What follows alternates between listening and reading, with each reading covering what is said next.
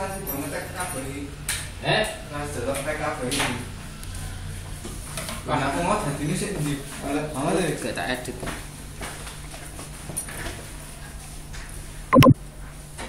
Selamat siang semuanya. Bukan aku sik ngene dipotong wae apa? Sik ngene iki dipotong wae apa kok. Memang kalau memang ada beberapa langkah esek yang harus. Selamat siang. Selamat siang semuanya, belum pada join. Selamat siang, Bapak Agung Yulianto Nugroho. Terima kasih. Assalamualaikum warahmatullahi wabarakatuh. Selamat sore Bu Mala Rangkoli Mkom. Jangan begitu bos, santai aja. Kita lagi tidak aman jadi. Beyek Kopi. Wah, ini siapa ini Beyek Kopi?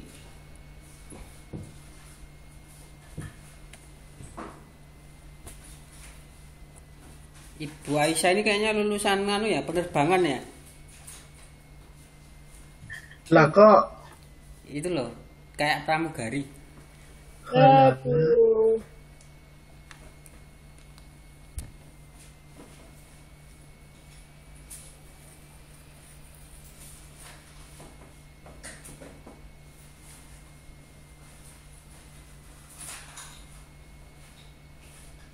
Selamat siang Pak Bambang.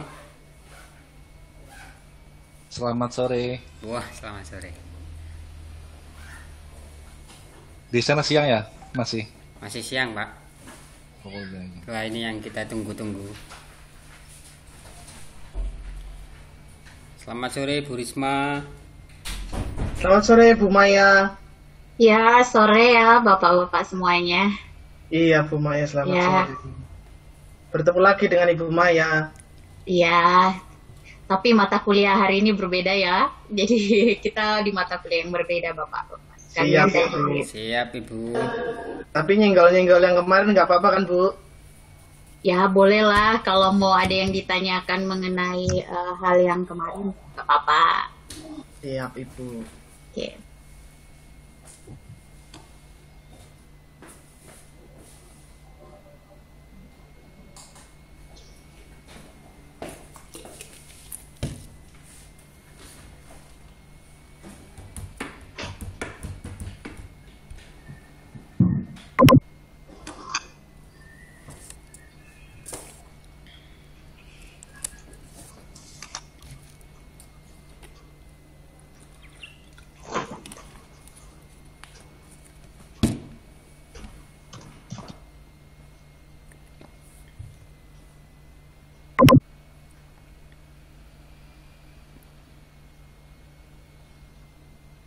Pak Ketua belum join ya Pak Gabriel.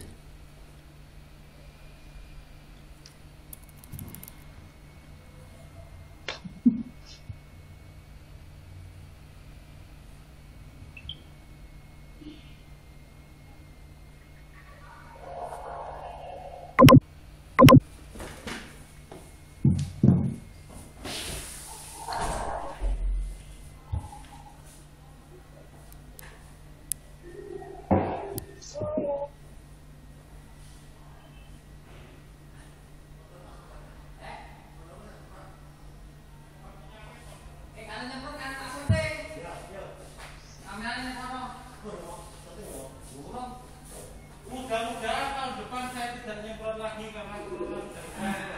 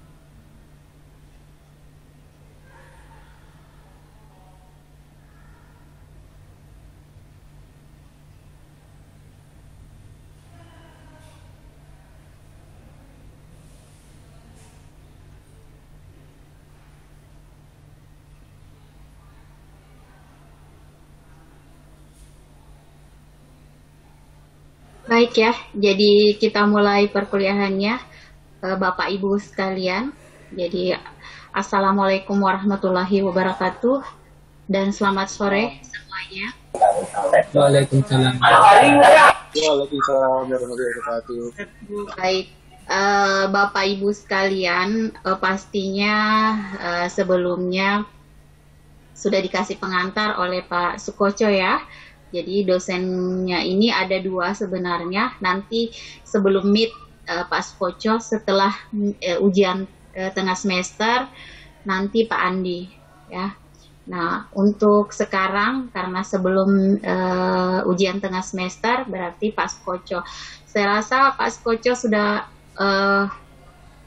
pernah ya memberikan sedikit pengantar mengenai sistem analisis desain ini, atau biasa disebut sebagai analisis desain sistem, bisa juga seperti itu. Nah, ini saya hanya sekedar pengantar saja pada materi hari ini. Jadi materi hari ini mungkin memperjelas materi yang dibawakan oleh Pak Sukoco di pertemuan sebelumnya. Jadi mengenai konsep dasar dari analisis dan desain sistem. Nah, konsep dasar itu yang ada ya di sini. Ya, kenapa? Boleh direkam Bu, boleh direcord supaya nanti buat teman-teman yang terlambat bisa lihat materi ini. Oke, silahkan Pak, silahkan, enggak masalah. Mungkin Ibu bisa klaim host, kemudian direcord. Ya. Bentar ya, ntar saya lihat dulu di sini recordnya mana ya. Ya. Kayaknya nggak di ini deh. Di klaim host dulu Ibu. Bentar ya, saya dulu. Iya. Oke. Kayaknya dia nggak ini deh. Saya udah klaim host. Bentar ya.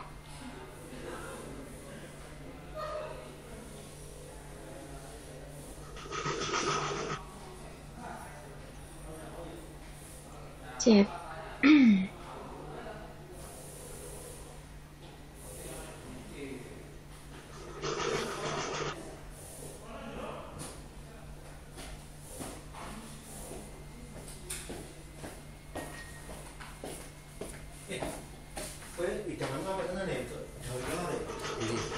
Aku iki kono, aku siji kok. Wis. Yakin? Ana loro mau bungkus e sono.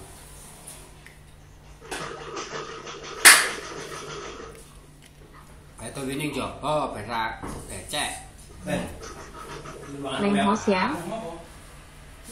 Saya buka dulu ya, saya ambil ada passwordnya ya. Ben. Soalnya saya sudah dikasih tahu passwordnya nih, cuma saya nggak masukin. Jadwal Iki kuwi adminku Mahmud. Lho ini adminmu ngulang ning kene. Ya, durung diganti iki jenenge.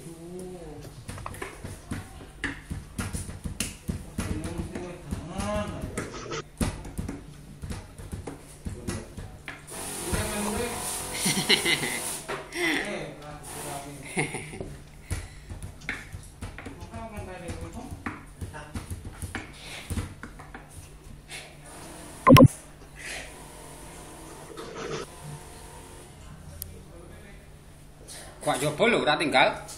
Baik ya, jadi sudah terrecord ya. Iya Bu, terima kasih Bu. Baik, jadi kita ke Oke, jadi kita ke konsep dasar sistem. Jadi dalam analisis desain sistem atau SID pun biasanya disebut sistem analisis desain ya. Jadi bisa dibalik-balik. Jadi perlu kita pahami konsep dasar dari sebuah sistem. Jadi untuk apa sih sebenarnya analisis desain sistem ini? Nah, kalau kita berada dalam bidang IT ini bukan hal yang ini sudah hal yang umum kalau mengenai analisis desain. Apalagi kalau kita pernah membuat misalnya sebuah program, sebuah aplikasi, software atau sistem-sistem lainnya. Nah, pada dasarnya hal ini lumrahnya sering kita gunakan ya. Jadi seperti itu. Oke. Nah, di sini sistem di sini merupakan kumpulan dari elemen-elemen ya yang berinteraksi untuk mencapai suatu tujuan tertentu. Nah, jadi kalau menurut Jerry sendiri ya, jadi dia merupakan suatu jaringan kerja dari prosedur-prosedur yang saling berhubungan. Jadi saling berhubungan, kemudian berkumpul bersama-sama untuk melakukan suatu kegiatan atau menyelesaikan suatu sasaran tertentu ya, sama aja ya, tujuan tertentu. Sasaran dan tujuan tertentu itu sama aja ya, jadi seperti itu. Kemudian, jadi pada dasarnya karakteristik ataupun elemen dari sistem ya, karakteristik atau elemen dari sistem ya, kita lihat di sini.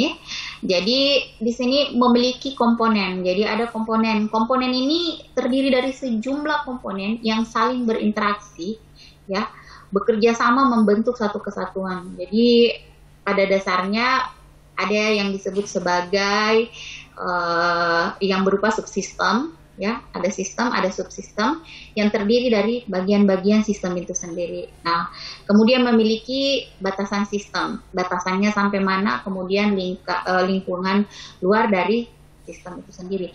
Nah, sebenarnya ini hanya sekedar pengantar aja ya. Sebenarnya kita akan masuk sebentar di materi yang memang khusus hari ini. Jadi di sini memiliki interface. Jadi penghubung sistem itu yang berupa interface, yaitu berupa tampilan ya. Misalnya ada gambar halaman website. Jadi yang menjadi penghubungnya adalah tampilan halaman website itu sendiri ya, interface-nya. Kemudian di mana ada masukan sistem atau berupa input, output, proses dan juga sasaran dari sistem tersebut. Kemudian kalau definisi dari informasi itu sendiri ya, informasi adalah data yang diolah. Jadi terasa Bapak Ibu udah tahu apa sih itu informasi ya. Jadi data yang diolah menjadi bentuk yang lebih berarti bagi yang menerimanya. Itu sih pengertian umumnya ya. Tapi ada beberapa pengertian sendiri dari informasi itu menurut dari berbagai sumber ya. Kalau di sini saya ngambil dari salah satunya ya, dari Raymond McLeod ya. Dia di sini data itu diolah menjadi bentuk yang memiliki arti bagi si penerima. Jadi sebenarnya pada dasarnya informasi itu adalah data yang diolah ya pada dasarnya. Jadi dari semua yang saya baca mengenai pengertian dari informasi itu sendiri, jadi informasi sendiri itu adalah data. Jadi data yang diolah ya, yang nantinya ya dapat diterima atau dimengerti bagi orang yang menerima informasi itu sendiri. Nah, secara kesimpulan yang pernah saya baca mengenai konsep itu sendiri. Nah, kemudian fungsi-fungsi informasi di sini yaitu pertama adalah meningkatkan pengetahuan bagi si pemakai. Jadi untuk meningkatkan pengetahuannya, kemudian mengurangi ketidakpastian dalam proses pengambilan keputusan pemakai. Jadi user ya, pemakai ini user ya. Jadi kemudian menggambarkan keadaan yang sebenarnya dari suatu kejadian atau suatu hal. Oke. Kemudian informasi yang berkualitas atau akurat itu ya, yaitu tepat pada waktunya dan relevan. Yang dimaksud di sini ya, memiliki itu harus akurat ya, tepat waktu dan relevan ya. Jadi kalau dia yang dimaksud akurat itu berarti informasi itu harus bebas dari kesalahan ya, tidak bias ya, ataupun menyesatkan. Jadi itu yang dimaksud dengan akurat ya, sistem yang akurat. Kemudian tepat waktu di sini artinya penerima. Jadi di sini informasi yang datang pada penerima itu tidak boleh terlambat. Jadi kalau dalam sebuah sistem ya, ketika kita melakukan interaksi di dalam sistem itu pasti nanti dalam sistem itu sendiri mengelola, nanti user itu sendiri nantinya cepat menerima hasil dari ini ya. Ya, jadi seperti itu ya. Kemudian relevan di sini berarti informasi tersebut mempunyai manfaat. Jadi ada manfaat bagi pemakainya. Jadi relevansi itu tiap pemakai atau tiap user itu berbeda-beda sebenarnya ya. Tapi pada dasarnya relevan itu bermanfaat buat si penerima informasinya ataupun si usernya ya. Jadi seperti itu. Gimana kuliah apa ya, Bro? Kemudian sistem informasi dalam organisasi dapat dikatakan sebagai sistem yang menyediakan informasi bagi semua tingkatan organisasi tersebut kapan saja dan diperlukan. Jadi pada dasarnya yang saya bahas ini konsep dasar sistem informasi. Sistem informasi di sini yang dimaksud itu adalah software, ya. Suaranya biasa ya, Bu. Ada software, aplikasi atau biasa disebut juga sistem informasi. Ya, sistem informasi. Ya, contohnya salah satunya misalnya salah satu contoh sistem informasi yang ada ya, misalnya kalau di kampus itu menggunakan sistem informasi akademik, misalnya ada SIAK atau di sekolah sistem informasi sekolah disebut sebagai sistem aplikasi ya. Kemudian kalau dia disebut sebagai software ya banyak ya software yang disebut sebagai sistem informasi. Jadi seperti itu. Kemudian di sini kita bisa lihat, jadi di sini ada beberapa persyaratan umum yang harus dipunyai oleh sistem informasi sendiri itu harus diketahui oleh penerima secara sebagai referensi. Ya, seperti itu. Kemudian harus sesuai dengan kebutuhan yang ada dalam pembuatan pengambilan keputusan. Kemudian harus mempunyai nilai surprise. Jadi hendaknya jangan diberikan ya. Terus kemudian silakan duduk. Di sini keputusan tidak selalu menuntut adanya tindakan. Jadi seperti itu ya. Jadi ini hanya pengantar-pengantar umum aja ya Pak, Bapak Ibu sekalian. Jadi mungkin nanti materi ini sebenarnya sudah saya buat ya, bukan ya. Saya buat dalam bentuk video sih di kanal ini ya, channel YouTube saya. Saya cuma ngasih background aja. Cuma nanti kalau bapak-bapak mau baca silahkan dibaca aja nanti materinya. Ya, jadi pada dasarnya seperti ini ya. Wah, jadi pada dasarnya komponen dari sistem informasi itu ada terdiri dari perangkat keras ya. Sistem informasi itu komponennya ada perangkat kerasnya, ada perangkat lunaknya, ada prosedurnya. Dan prosedur ini yang paling penting karena terkadang kita membuat namanya sistem informasi ya. Kalau orang biasanya tidak memahami, dia hanya biasanya buat program yang penting jalan. Itu nggak ikut prosedur. Itu ada yang seperti itu. Yang penting jalan, nggak ada error. Itu bukan seperti itu sistem informasi. Komponen dari sebuah sistem informasi. Jadi komponen dari sebuah sistem informasi berarti dia harus ada ini. Ada 6 bagian ini. Yang pertama itu ada hardware-nya, ada software-nya, kemudian ada prosedurnya, kemudian ada jaringannya untuk komunikasi datanya, kemudian ada basis datanya sebagai penyimpanan datanya, dan juga orangnya. Orang di sini yang dimaksud ya pasti usernya atau penggunanya, baik itu dari dia sebagai pengguna admin atau pengguna user biasa. Jadi seperti itu ya. Jadi seperti itu ya Bapak Ibu. Jadi hanya penjelasan dari tadi. Oke, saya stop dulu. Saya share lagi yang selanjutnya ya. Nah, sistem di sini analis desain. Di materi selanjutnya ini sebenarnya adalah model dari ataupun biasa disebut dengan metode atau model yang ada dalam proses perancangan sebuah sistem. Ya, perancangan analisis sebuah sistem. Nah, mungkin Bapak Ibu ada yang pernah tahu ya mengenai model dari SDLC. Ya, System Development Life Cycle, jadi pengembangan sistem ya. Life cycle menggunakan model ini SDLC. Yang pertama, model yang pertama itu ada yang disebut sebagai model waterfall model. Waterfall model tahu ya, model air terjun. Nah, dalam proses perancangan model air terjun atau waterfall yang perlu kita ketahui, kita melakukan proses itu ya seperti air terjun. Air terjun kayaknya itu ya dari atas ya, dari atas prosesnya. Pastikan air itu dari atas jatuhnya ke bawah ya. Jadi prosesnya seperti air terjun.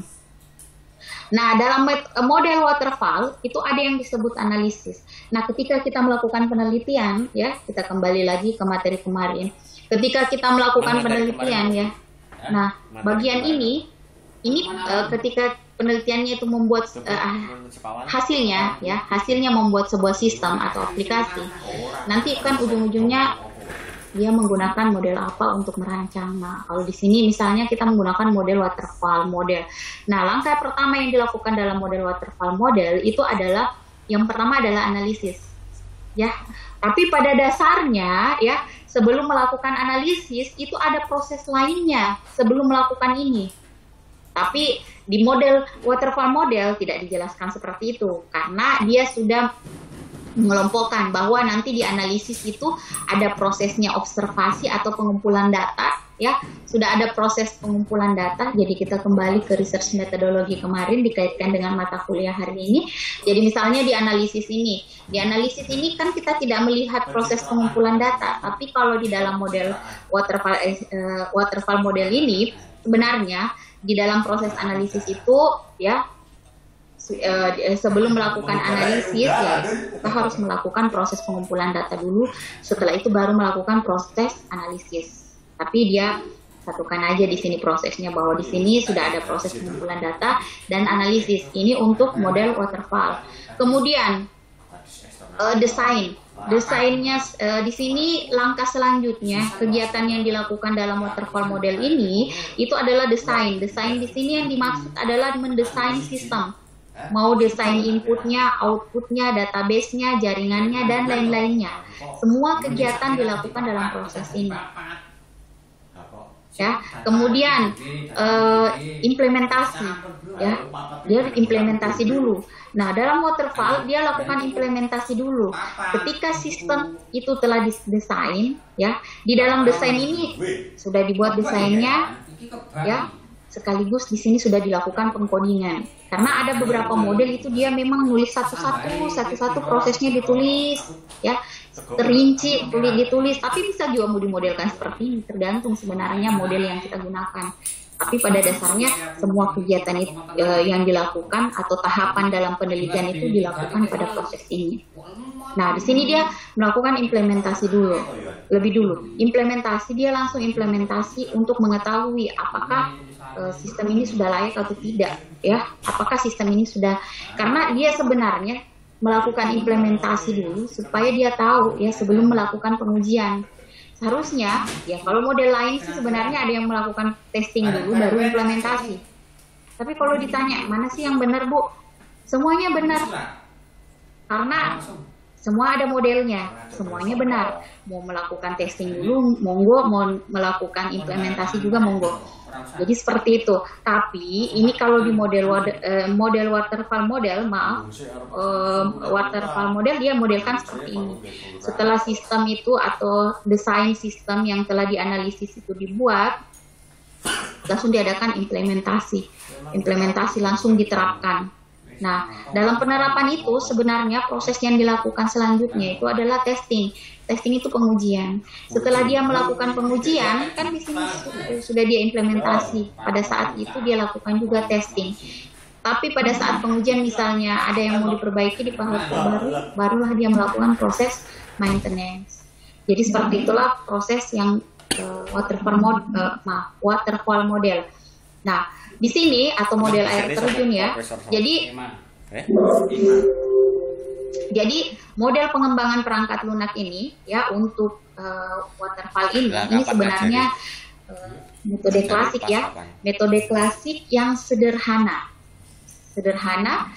Ya, metode klasik yang sederhana dengan air system ya. Yang linear seperti air terjun. Jadi output dari setiap tahap ini ya menjadi input bagi tahap berikutnya. Jadi output dari setiap tahap yang ada menjadi inputan di setiap tahapnya. Makanya tadi saya sebutkan seperti itu. Ketika melakukan analisis, setelah mendapatkan hasil dari hasil analisis, hasil inilah yang menjadi inputan untuk membuat sebuah desain. Kemudian dari hasil ini dia lakukan untuk proses implementasi, inputannya untuk implementasi. Selanjutnya pada saat itulah di inputan buat testing. Ketika melakukan implementasi, dia lakukan pengujian. Kemudian setelah melakukan pengujiannya, ya, testing ini input hasil dari testing ini menjadi inputan untuk maintenance-nya. Jadi seperti itu. Nah, jadi kelebihannya sendiri ya dari waterfall ini karena kan setiap metode itu sudah pada dasarnya ada kelebihan dan kekurangannya. Tapi nanti pun ada yang pernah bertanya seperti ini, Bu, kalau dari semua yang dilihat ada kelebihan dan kekurangan, ya, ada kelebihan dan kekurangannya, gitu, ya, seperti itu. Mana sih sebenarnya metode yang bagus? Ya, metode yang bagus sebenarnya metode yang sederhana. Kalau saya bilangnya seperti itu, metode yang sederhana, karena metode yang sederhana itu, ya, memperkecil, artinya meminimalkan kesalahan, ya, bukan tapi pada dasarnya ketika pemilihan metode, pilihlah metode yang sesuai dan tepat dengan apa yang akan kita teliti. Kita mau melakukan penelitian, misalnya saya mau buat ini saya mau buat sebuah aplikasi nih, aplikasi biasa, misalnya sistem informasi akademik sekolah dasar, misalnya sekolah dasar titik-titik, misalnya seperti itu. Nah, kalau mau buat seperti itu ya buat aja, cari aja metode-metode yang memang pakai metode ini aja deh, rasanya udah cukup. Jadi seperti itu. Itu tergantung kebutuhan ya, Bapak Ibu. Jadi relevan dengan kebutuhan pemakai. Jadi kalau metode ini artinya tidak cocok dengan penelitiannya Bapak Ibu nantinya, jangan digunakan. Tapi kalau cocok, lihat aja. Nanti tinggal dilihat, oh ini yang cocok, ini enggak. Jadi sesuai kebutuhan. Kemudian kelebihan dari metode yang tadi saya jelaskan di sini, yang pertama itu mudah dimengerti dan untuk digunakan ya. Jadi mudah dimengerti. Saya rasa model ini dari dulu sampai sekarang itu sudah masih banyak yang menggunakan. Kalau Bapak Ibu baca jurnal-jurnal masih banyak tuh metode perancangan yang digunakan adalah metode waterfall. Metode SDLC, SDLC-nya yaitu waterfall. Coba aja baca-baca jurnal. Ada banyak yang menggunakan seperti itu untuk metode perancangannya, ya. Kemudian kelebihan lainnya dapat digunakan untuk user yang belum berpengalaman. Jadi kalau kita menggunakan ini, walaupun kita bukan user yang berpengalaman, ya pasti bisa menggunakan yang seperti ini. Kemudian kualitas yang dihasilkan akan baik, ya. Kemudian pengerjaan proyek mudah dijadwalkan dan dikontrol. Jadi seperti itu. Kemudian kekurangan dari metode ini sebenarnya pada dasarnya persyaratan sistem harus digambarkan dengan jelas. Nah, seperti tadi ya, yang kita lihat dia misalnya analisis, kan di situ sebenarnya dalam proses analisis kan dia menggabung proses pengumpulan data dan analisis desain. Nah, di dalam situ kan kalau kita lihat di situ cuma analisis desain prosesnya. Jadi makanya persyaratannya itu tidak digambarkan dengan jelas. Makanya tadi kita lihat implementasi sistem. Nah, misalnya kemudian desain sistem, padahal di desain sistem itu selain dia mendesain sistem, kemudian dia melakukan pengkodingan atau pengkodean sistem, ya, baru dia implementasi sistem. Jadi seperti itu. Itu sih kekurangannya. Kemudian diperlukan manajemen yang baik, ya. Kemudian apabila terjadi kesalahan kecil bisa menjadi kesalahan besar jika tidak diketahui dari awal pengembang. Jadi development-nya. Jadi dari awal dari start development-nya ya. Jadi pengembangan. Jadi ini yang dimaksud kesalahan kecil. Jadi jangan sampai terjadi kesalahan. Karena kan tadi sudah dibahas bahwa metode ini itu inputannya adalah dari tahap sebelumnya. Jadi kapan terjadi kesalahan kecil saja di tahap sebelumnya itu akan berpengaruh kepada tahap selanjutnya karena merupakan inputan untuk tahap selanjutnya. Jadi seperti itu. Kemudian model kedua itu adalah prototyping model. Nah, prototyping model kita lihat di sini gambarnya kurang jelas ya. Jadi dimodelkan seperti ini.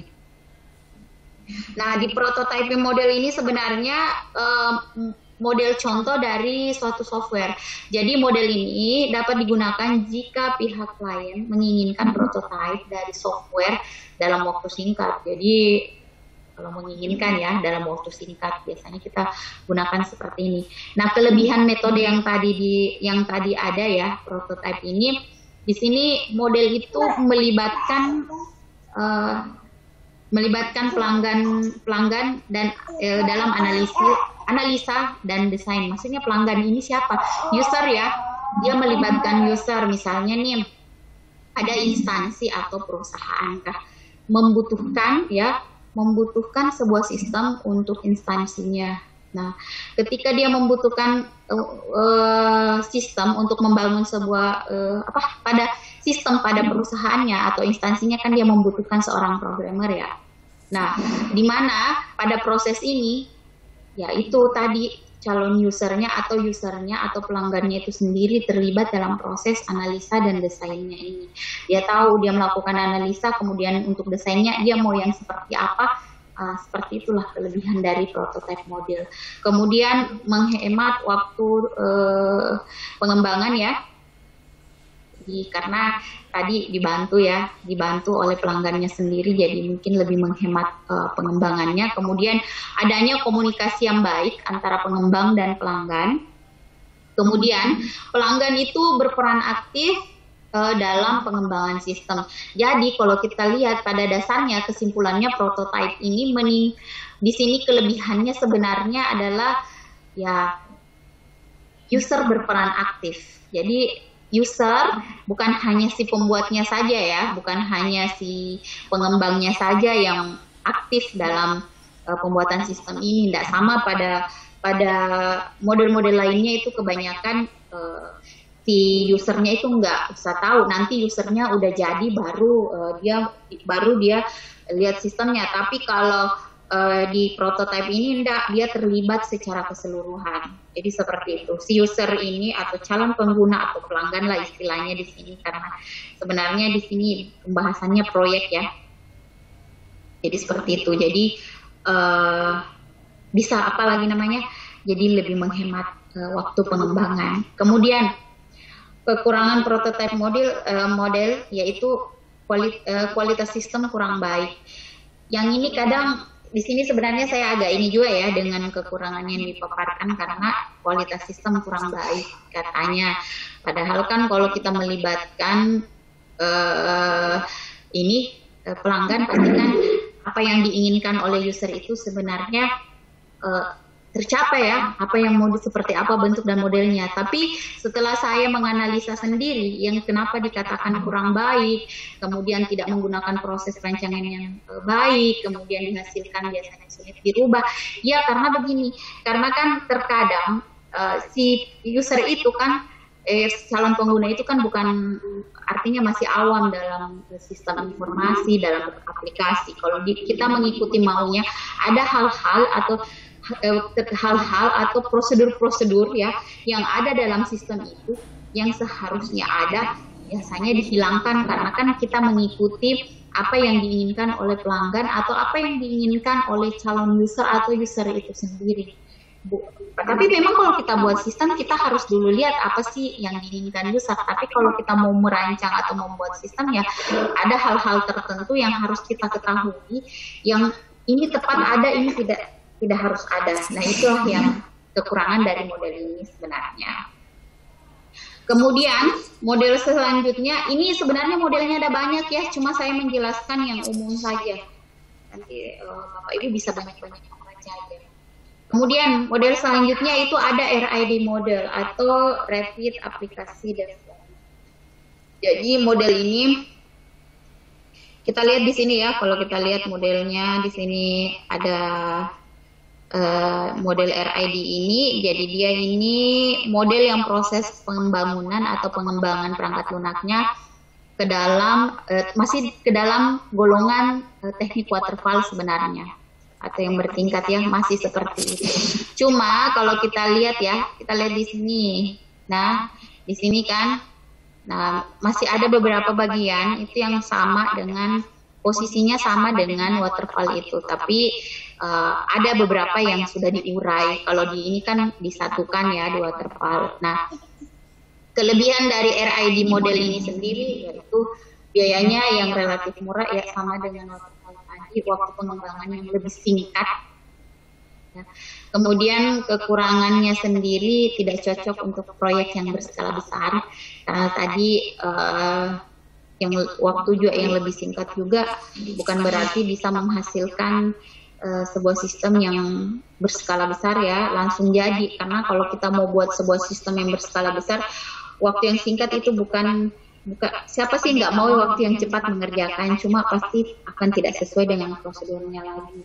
Kemudian proyek bisa gagal karena waktu yang disepakati tidak terpenuhi. Nah, inilah RID ini. Kemudian kurang cocok untuk risiko teknis yang tinggi. Jadi seperti itu. Kemudian di sini incremental model. Kalau kita lihat di sini dia itu modelnya incremental itu sebenarnya kalau increment itu menaikkan satu-satu proses ya. Tapi prosesnya ini sebenarnya sistem yang dipecah sehingga model pengembangannya itu secara bertahap. Jadi bertahap itu ya seperti menaikkan tahapnya dulu, kerjain dulu tahap 1 ini apa, kerjain tahap kedua apa. Nah, kalau kita lihat di sini kan, di sini analisis, desain, implementasi, testing, maintenance. Nah, pada dasarnya kan ini semua tahapan-tahapan yang dilakukan dalam waterfall. Tadi semuanya mulai dari prototipe pun menggunakan hal yang sama, kemudian RID pun menggunakan hal yang sama. Cuma kalau di tahapan ini setiap proses itu dia kerjakan dulu satu tahap begini, terus mulai lagi dari tahap ini, kemudian mulai lagi dari tahap ini. Jadi dia seperti itu. Nah kalau misalnya kalau misalnya kita sudah menyelesaikan sampai tahap ini, kemudian ada pembaharuan lagi, kita mulai lagi dari tahap analisis. Jadi seperti itu. Nah, beda kalau tadi mungkin tadi di waterfall itu nggak perlu lagi langsung desain. Ya, nggak perlu lagi langsung analisis, tapi kembali ke desainnya lagi. Nah, kalau ini enggak, kalau udah sampai sini satu tahap ini ya kita ke tahap-tahap selanjutnya. Jadi seperti itu. Jadi dia secara bertahap ya Bapak Ibu. Kemudian kelebihan sendiri dari incremental ini ya, yaitu di sini produk yang dihasilkan semakin lama ya pastinya semakin lengkap. Kemudian resiko kegagalan secara keseluruhan itu pun lebih rendah.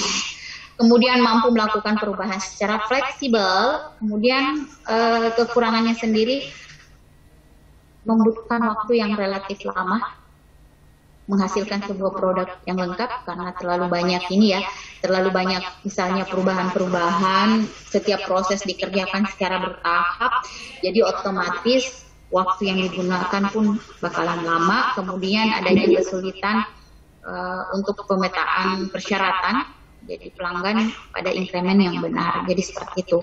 Kemudian di sini model spiral di sini modelnya itu ada analisis, desain, implementasi, dan maintenance.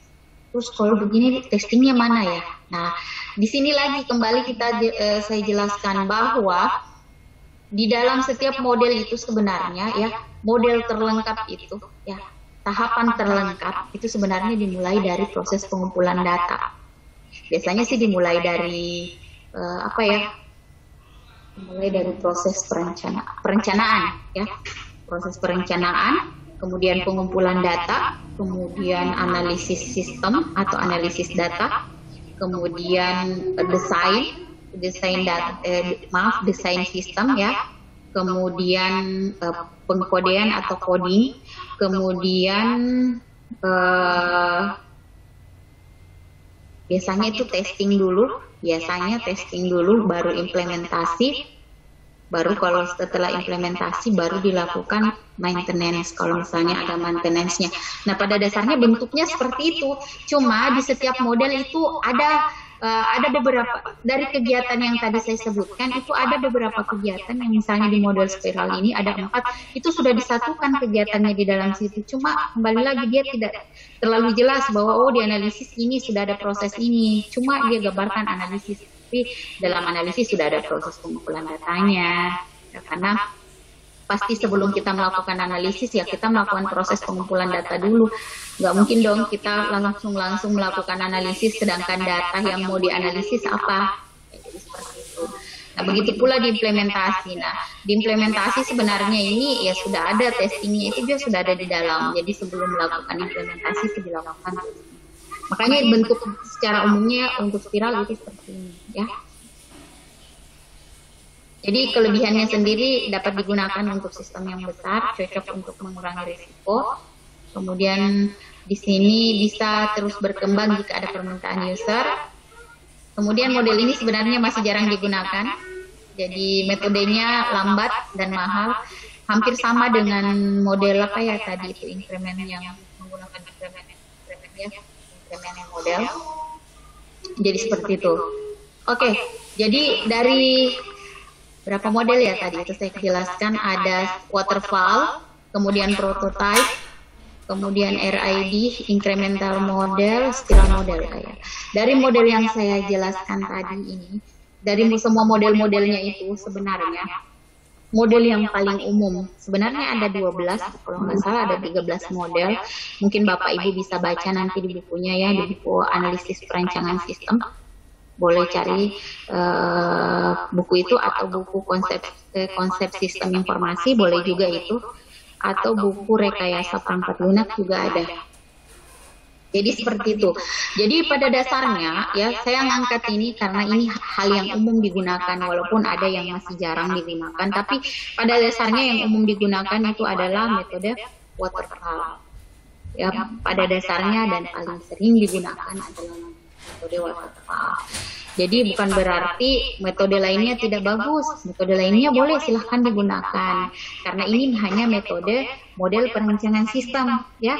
Bukan metode yang ngena ke kontennya kayak kemarin yang saya bahaskan. Jadi mohon maaf saya bahaskan kembali metode mata kuliah kemarin. Kalau yang kemarin itu langsung kayak saya mengenai metode ya, langsung memang ke kontennya ya, terkait dengan tahapan-tahapannya. Nah, kalau kita yang sekarang ini yaitu model perancangannya, model untuk melakukan perancangan sistem itu sendiri. Jadi ya kalau kita mau menggunakan model ini ya jelas silahkan mau menggunakan model seperti ini, karena kan model seperti ini itu kan tahapannya sebenarnya yang mau dilihat. Misalnya dalam proses desain, apa sih yang dilakukan dalam proses desain? Nah biasanya untuk model-model ini kita bisa memang lihat di metode penelitian. Model ini biasanya kita lihat di metode penelitian, karena di dalam metode penelitian biasanya disebutkan metode perancangan yang digunakan. Tapi bukan hanya ini aja metode perancangan ya Bapak Ibu, ada juga metode DAD ya, yang memang khusus merancang sistem ya, diagram alir data ya, ataupun diagram flow data, ataupun juga UML. Ada juga UML Bapak Ibu, Unified Modeling Language, untuk melakukan perancangan sistem. Jadi seperti itu. Oke, mungkin ada yang Bapak Ibu mau tanyakan, silakan bertanya mengenai materi kita hari ini ya. Mungkin Bapak Ibu masih ada yang dibingungkan dengan metode-metode tadi. Jadi saya perlu jelaskan bahwa metode yang tadi saya jelaskan dan saya sebutkan itu hanya yang umumnya saja saya ambil. Pada dasarnya ada 13, kalau bukan 13, 16 metode perancangan sistem yang ada di menggunakan metode SDLC ini ya. Tapi pada dasarnya dalam metode perancangan sistem ada juga yang menggunakan metode DAD, diagram alir data. Ada yang pernah menggunakan DAD? Bapak-bapak? Ada yang pernah menggunakan DAD, diagram alir data? Saya jadi Bu. Saya jadi. Nggak apa-apa Bapak Ibu sekalian dibilang aja kalau memang udah pernah ya berarti Bapak pernah menggunakan yang seperti ini, karena kan saya rasa yang memang dari IT S1-nya pasti waktu buat skripsinya atau penelitian deskripsinya pasti kita menggunakan metode ini untuk merancang. Tapi ini untuk metode perancangan sistem ya Bapak Ibu, ini tidak untuk jaringan. Karena pernah ada yang buat begini, dia untuk jaringan tetap dia digunakan metode perancangan sistem ini. Ya kan pasti, loh kok gimana caranya nih? Ini kan tidak tepat caranya. Beda lagi kalau untuk jaringan. Tapi kan kita bukan pembahasannya di jaringan, kita pembahasannya di perancangan sistem. Jadi perancangan sistem, selain itu ada DAD. Jadi model ini hanya model. Modelnya itu kan di dalam model itu ada tahapan. Nah, di dalam tahapan itu biasanya kita sebutkan di metode penelitian. Ya. Nah, tadi bentuk tahapan yang saya sebutkan, tadi ada beberapa itu langkah. Nah, itu sebenarnya pada umumnya bentuknya seperti itu. Tetapi dalam model yang tadi saya jelaskan itu sebenarnya modelnya itu lebih mempersingkat yang tadi saya sampaikan. Tapi pada dasarnya yang saya sampaikan semuanya ada di dalam setiap tahapan-tahapan model-model yang ada. Jadi seperti itu, Bapak Ibu sekalian. Jadi jangan kaget-kaget ya. Jadi kok gimana ya maksudnya kayak gitu ya. Enggak, ini memang seperti itu prosesnya. Kemudian nanti pun ada metode yang digunakan untuk perancangan sistem lainnya, yaitu salah satunya DAD dan DFD, kemudian DAD atau DFD ya. Kemudian ada yang menggunakan UML, Unified Modeling Language, ya. Ada yang menggunakan itu. Ada yang pernah menggunakan UML, Bapak Ibu sekalian? Belum pernah juga? Nah, Belum pernah, Bu. Nggak apa-apa. kritinya beli Bu. Oh, Berapa, Mas? 3 juta lu. waduh, gawat itu Pak. Enggak Bu, bercanda Bu. Oh bercanda ya, jangan loh Pak. Iya, Bu. Namanya seorang peneliti itu jangan beli-beli skripsi atau beli-beli tesis ya Bapak. Sama gua 2 juta. Oh, Oh gitu ya. boleh. Oh berarti ada mafianya nih di sini. Ya. Ya, jadi seperti itu ya Bapak Ibu. Jadi seperti itu tadi menjelaskannya tuh metode perancangan. Nanti kok kita belajar nanti di sini tuh belajar kok Bapak Ibu di mata kuliah ini Bapak Ibu akan belajar beberapa metode perancangan. Salah satunya UML ya. Ya Bu. Iya. Nanti di-share Bu. Insya Allah pasti akan di-share. Saya selalu di-share kok Pak. Kalau misalnya ada yang PowerPoint-nya ya. Ya ada PowerPoint-nya ada nanti saya share ya. Karena Ya, terima kebetulan kasih. ya kebetulan materi ini materi saya juga yang semester kemarin ya untuk angkatan kedua. Jadi insya Allah masih ada ya dan nanti bisa di-share ke Bapak Ibu sekalian. Jadi seperti itu Bapak Ibu. Jadi nanti ini bagian dari SID ini sebenarnya bagian dari metode penelitian itu sendiri ya.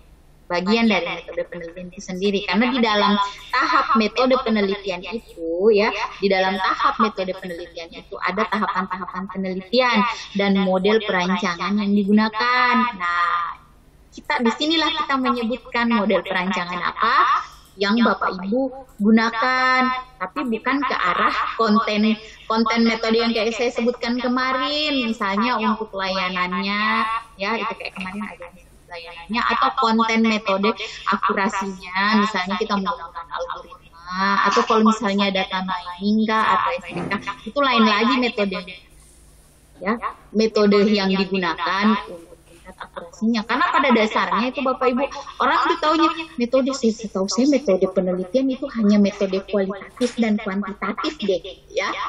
Jawabannya kayak seperti itu. Secara kalau sosial ilmu sosial memang kualitatif kuantitatif yang umum ya, tapi kalau IT nggak seperti itu ya, nggak seperti itu, makanya selalu beda, makanya orang kalau bingung. Nah adik saya orang hukum nih, kemarin dia melakukan penelitian, metodenya itu katanya cuma ada 2, Nika, kualitatif kuantitatif. Lah saya bingung, saya kan orang IT, saya nggak gunain metode-metode kayak gitu. Ya walaupun dia berada dalam kategori ini, yang melibatkan angka, hasil melibatkan angka, ya bisa kita tahu oh ini dia kategorinya udah di kualitatif nih, udah di kuantitatif nih, ini bisa ketahuan, misalnya seperti itu. Tapi kan kalau IT metodenya nggak disebutkan seperti itu, metodenya kami nggak sebut ini metode kualitatif, ini metode kuantitatif, no, nggak ada yang seperti itu. Karena kita punya memang metode-metode khusus, mulai dari metode perancangan, metode khusus akurasinya, misalnya metode untuk pengambilan keputusannya, itulah yang kita gunakan. Jadi seperti itu. Ya, baik Bapak Ibu, ada yang mau ditanyakan silakan. Kalau Bapak Ibu mau bertanya mengenai ini ya, mengenai materi kita, silakan Bapak Ibu bertanya. Mungkin ada pengalamannya pernah kayak yang lalu tuh ada Pak siapa sih itu yang lalu, Pak Arifin ya, angkatan yang kemarin itu Pak Arifin, angkatan kedua itu Pak Arifin, dia kebetulan orang proyek ya, biasa mengenai proyek-proyek, kebetulan dia juga konsultan dalam bidang apa ya, bidang IT. Nah, biasa menangani proyek-proyek seperti ini, ya.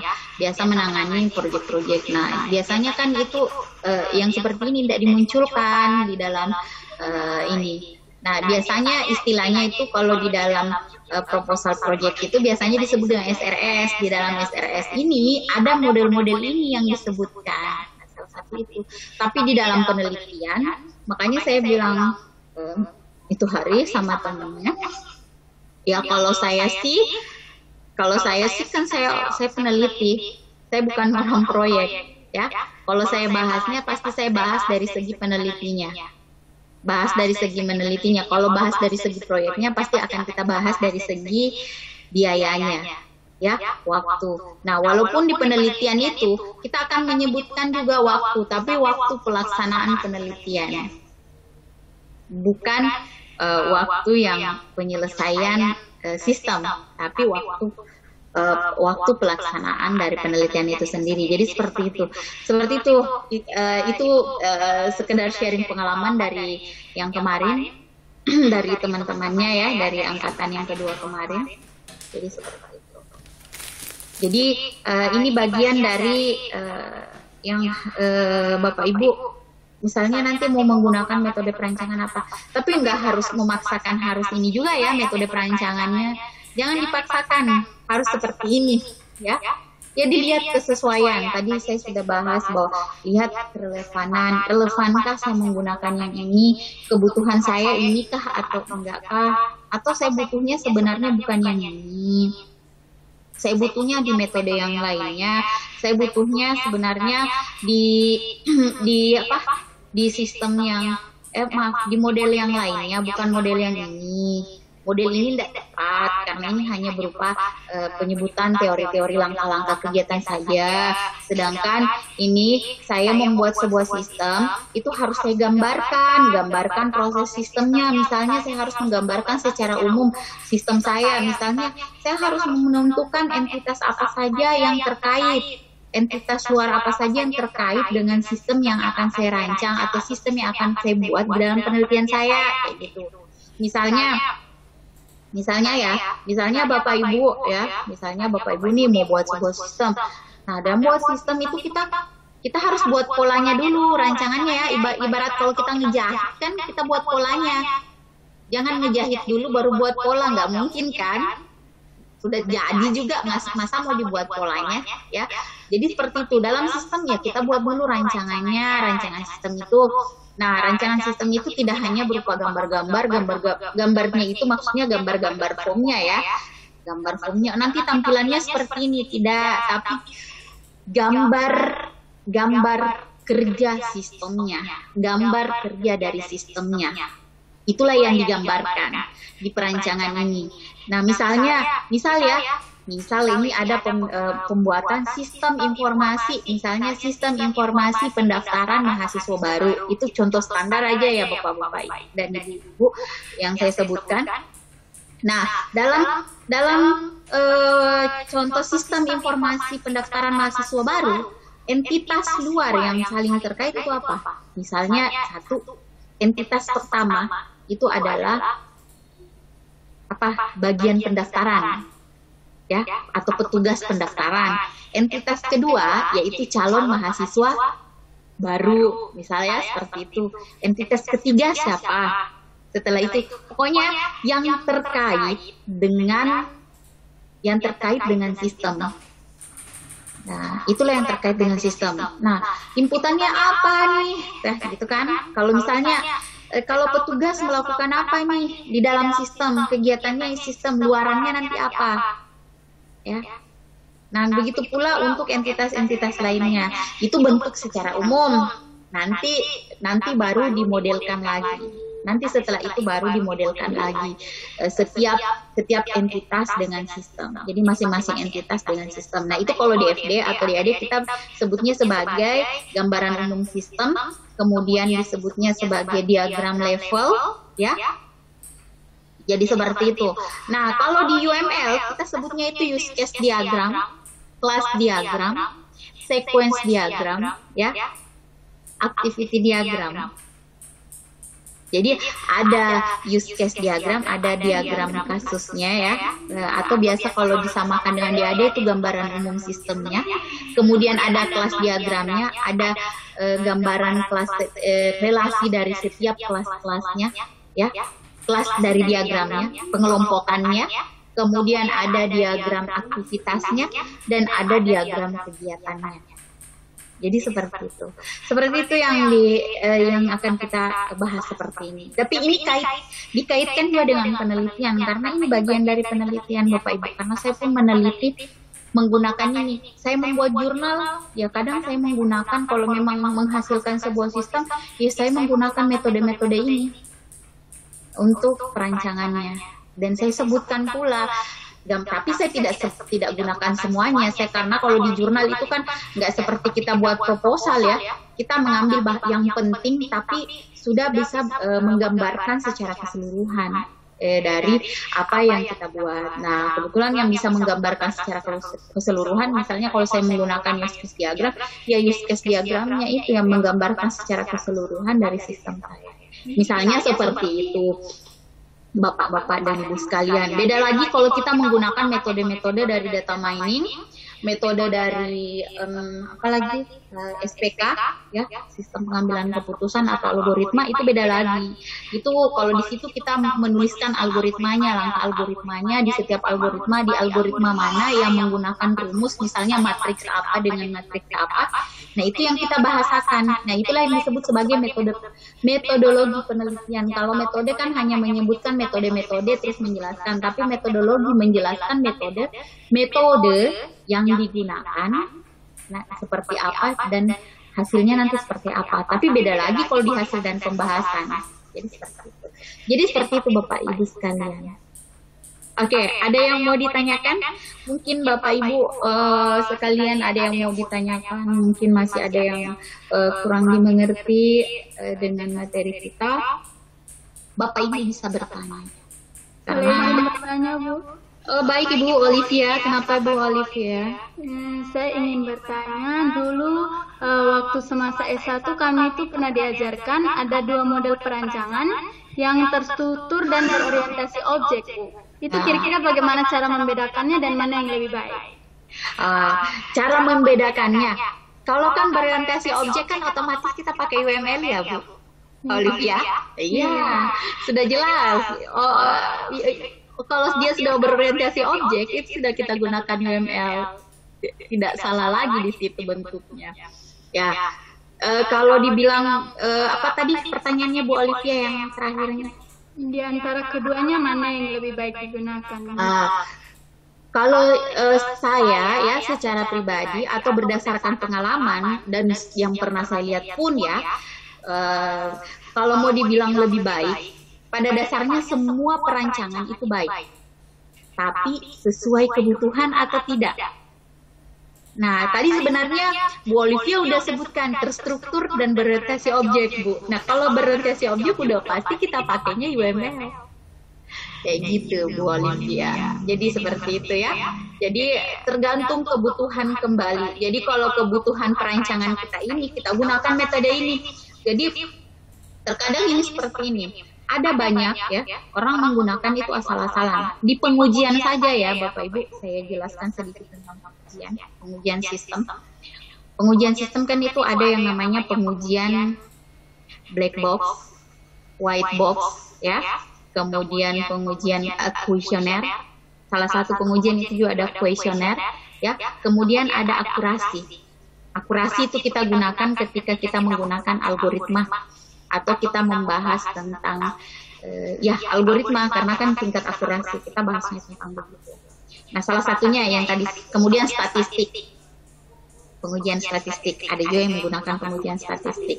Tapi biasanya statistik dan kuesioner itu digabung. Digunakan bersamaan. Saat ketika itu melakukan kuesioner dulu, kemudian hasilnya itu dihitung berdasarkan nilai statistik. Jadi seperti itu.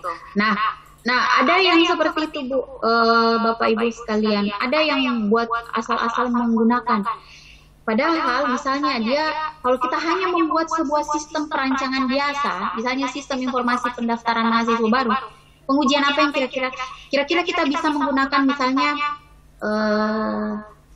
apa tadi, perancangan ya, perancangan apa yang terstruktur atau yang berorientasi objek?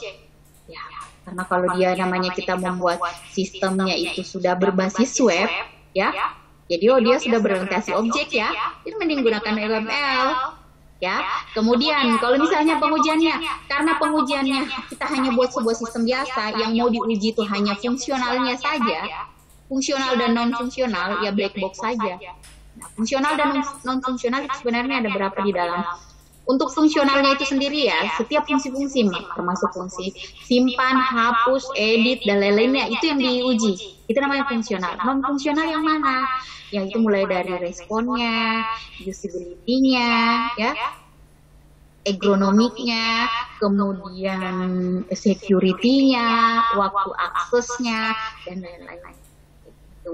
Itulah yang dimaksud seperti itu, Bapak Ibu sekalian. Jadi tingkat relevannya. Jadi kita sendiri sebenarnya peneliti yang tahu bahwa yang relevan itu sebenarnya ini, yang cocok dengan yang saya gunakan adalah ini, karena kan yang melakukan analisis data atau analisis sistem, ya, data sistem itu kan pasti autornya sendiri, nggak mungkin orang lain. Jadi kalau orang lain yang disuruh nentuin ini layak bagaimana, pasti autornya bingung. Nah, ini kan bukan saya yang bikin, saya bukan autornya nih, gimana nih? Ya kan pasti kita akan bingung seperti itu. Tapi kalau autornya sendiri, nah makanya itu pada saat kita biasanya ya nge-review jurnal orang, itu kita tidak membenarkan atau mensalahkan jurnal setiap orang, tapi memberi saran, ya. Karena kita yang melakukan penelitian, yang melakukan penelitian kan autornya ya. Jadi kalau misalnya nggak ada tuh autor yang nggak ada tuh reviewer yang bilang ini punya penelitian kalian salah, nggak bilang begitu, pasti memberikan saran, hanya memberikan saran seharusnya, ataukah kalau ada kebingungan di dalam penggunaan kalimat biasanya ini seharusnya seperti ini, kata-kata ini di mana. Ya gitu, biasanya kita hanya bertanya, kemudian memberikan saran perbaikan, bahkan kita biasanya memberikan potongan kalimat supaya dirubah seperti itu. Jadi nggak ada yang, karena pada dasarnya penelitian yang tahu itu adalah penelitinya. Begitu pula kalau kita mau melakukan desain, yang tahu itu adalah autornya, si pembuatnya. Gimana? Tidak bisa langsung orang lain yang tiba-tiba dia tahu, nggak bisa, karena kan pasti bukan kita yang melakukan proses itu.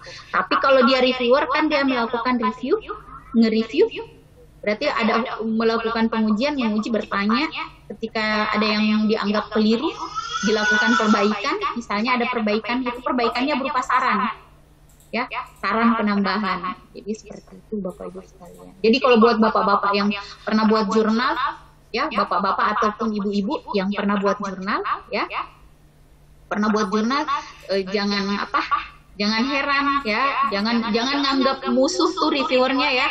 Biasa banyak yang ngemusuhin reviewer ya Bapak Ibu, karena dianggapnya kita udah capek-capek berpikir dikasih saran seperti ini, seabrek lagi sarannya ya, sampai kepala bikin puyeng kepala sendiri ya. Bukan seperti itu ya Bapak Ibu. Maksud dari reviewer itu adalah sebenarnya membantu, karena jawaban reviewer itu menentukan jurnal Bapak Ibu itu diterima. Jadi sebenarnya reviewer, kalau reviewer bilang reject ya reject, kalau reviewer bilang revisi, kalau seperti itu, kalau reviewer bilang accepted ya accepted. Jadi seperti itu. Jadi sebenarnya seperti itu ya. Begitu pula kita kembali lagi ke rancangan tersebut. Jadi kita lihat sendiri ini tepat apa enggak sih? Ya, kalau misalnya kalau dia, karena saya rasa sekarang semua arah sistem atau aplikasi itu sudah mengarah ke berorientasi objek. Ya. Jadi sudah mengarah ke berorientasi objek. Jadi sebenarnya tidak perlu bingung saya harus menggunakan perancangan atau metode perancangan apapun. Karena dalam bidang IT itu kita harus selalu selalu mengembangkan hal yang baru, ya. Pasti IT itu selalu berkembang, nggak mungkin dong kita stuck di situ saja. Jadi kita lihat yang ngetren pun, IT pun seperti itu, peneliti pun seperti itu, ngelihat atau meneliti ataupun merancang sebuah sistem, kita melihat hal yang ngetren. Tapi kita bisa bedakan apa bedanya dengan yang dibuat oleh orang yang sebelum-sebelumnya. Ya, hal yang bisa kita lihat. Jadi hal yang dibuat oleh orang itu seperti apa. Terus kita harus juga tahu, oh yang di bagian ini yang harus saya buat, di bagian A-nya saya harus buat. Tapi intinya tetap ada hal yang baru yang saya hasilkan. Walaupun itu hanya sekedar nantinya kita akan membuat sebuah sistem yang sederhana, tapi tetap hal yang barunya menonjol, ada novelnya. Nggak asal-asal kita membuat sesuatu. Jadi seperti itu Bapak Ibu sekalian. Ya, mungkin Ibu Olivia sudah jelas ya Ibu Olivia penjelasannya. Oke, baik. Oke, buat Bapak Ibu lainnya, mungkin ada lagi yang mau ditanyakan, ya? Silahkan bertanya. Kalau masih ada yang dibingungkan, ya berkaitan dengan mungkin nantinya juga dengan metode penelitian, dengan desain sistem, karena kan sebenarnya berkaitan ya Bapak Ibu. Silahkan ditanyakan, ya mungkin punya pengalaman, silahkan juga misalnya ada tulisannya sudah disubmit nih, ya mungkin sudah disubmit, terus ada reviewnya, boleh juga didiskusikan, nggak apa-apa. Kita di sini saya sharing ya, selaku tutornya, insya Allah saya akan membantu sebisa saya, ya. Jadi seperti itu. Oke, ada Bapak Ibu yang mau ditanyakan? Silahkan ya Bapak Ibu. Baru jam 5:05 nih, ya. Biasanya saya ngajar sampai jam 8:30 malam. Kayak yang lalu-lalu saya 8:30 malam, sudah pada mau tidur. Kasihan yang di Indonesia bagian timur ya. 9:30 malam udah mau tidur, ya. Tapi kali ini enggak kok Bapak Ibu, jangan. Biasanya itu sampai jam kayak gitu kalau lagi diskusi ya, lagi presentasi. Tapi kalau enggak. Ya. Jadi tidak kalau cuma kuliah biasa nggak sampai segitu ya, cukup waktu sejam lebih atau 1 jaman dilihat kondisi. Ya silahkan Bapak Ibu, kalau misalnya ada yang nggak dimengerti atau sudah mengerti semua ya syukur alhamdulillah. Saya sangat bersyukur sekali kalau Bapak Ibu sudah mengerti dengan apa yang dibahas hari ini, karena insya Allah mudah-mudahan materi hari ini bisa ngena ya sama Bapak Ibu, Bapak Ibu bisa paham, jadi tidak ada masalah ya, tidak ada masalah ke depannya, dan kita bisa melanjutkan materi kita selanjutnya nanti di pertemuan selanjutnya.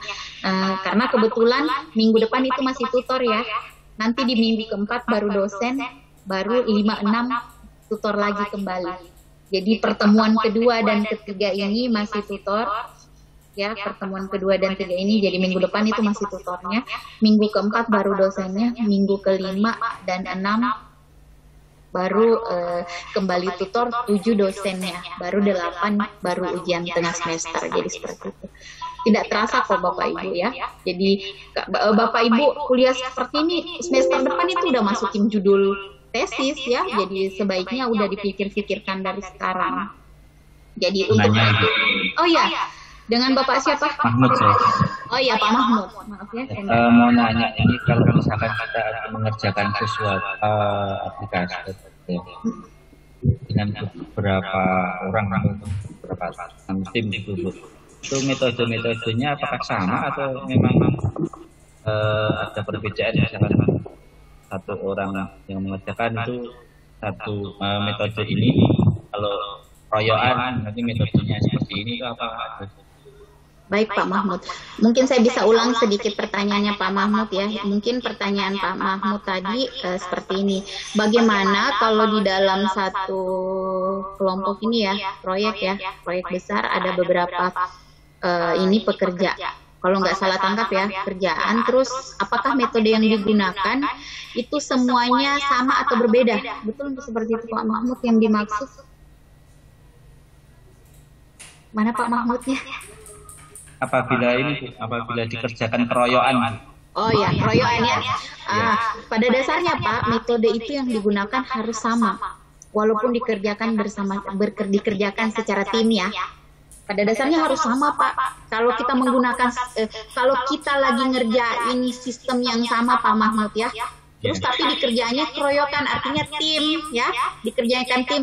metode itu harus yang digunakan sama, walaupun dikerjakannya tim, kalau sistemnya sama.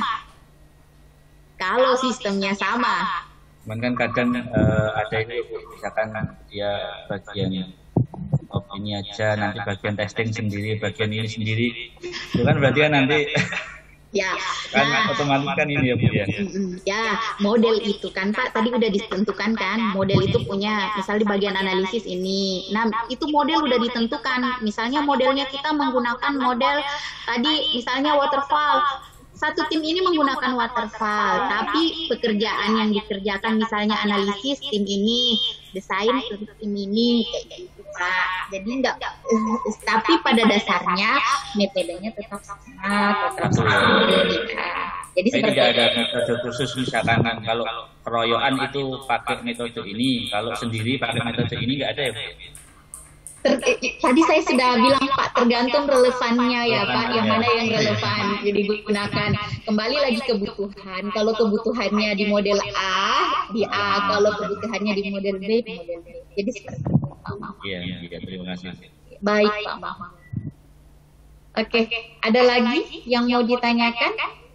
Kalau nggak ada, ya kita akhir perkuliahannya ya Bapak Ibu. Kalau nggak ada yang mau bertanya, karena seharusnya kita dikasih jatah 2 jam ya, dikasih jatahnya 2 jam ini. Kalau Bapak mau ini, mau Bapak Ibu mau bertanya silahkan, nggak apa-apa. Bapak Ibu mau bertanya juga materi yang kemarin nggak apa-apa kan, kebetulan tutornya 1 aja ya. 1 tutor untuk 2 mata kuliah nggak apa-apa, karena kan mungkin kemarin masih kurang jelas karena ya saya juga kemarin agak ribet ya. Alhamdulillah ini ada yang jaga jadi nggak ada yang ganggu. Jadi aman. Jadi